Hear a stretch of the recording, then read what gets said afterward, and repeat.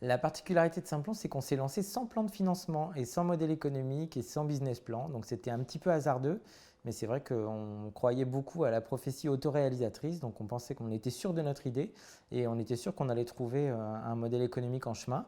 Donc c'est ce qui s'est avéré réel, mais c'est vrai que si c'était à refaire, je ne le referais pas forcément parce que tout ce qu'on a découvert, on aurait pu un petit peu l'anticiper. Et donc après, on a construit un plan de financement hybride avec une partie de subvention, du mécénat et puis des types de prestations.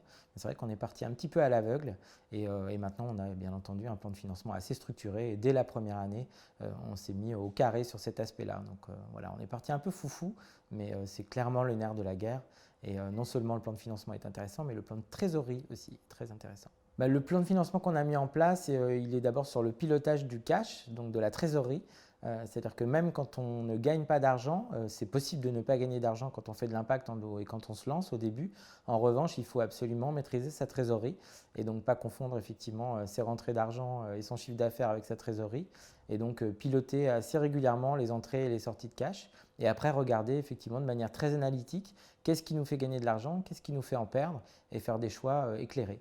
Donc déjà, c'est du pilotage et après, il y a la construction et on peut voir au fur et à mesure ce qui gagne de l'argent et ce qui perd de l'argent, ce qui génère de l'impact et ce qui n'en génère pas.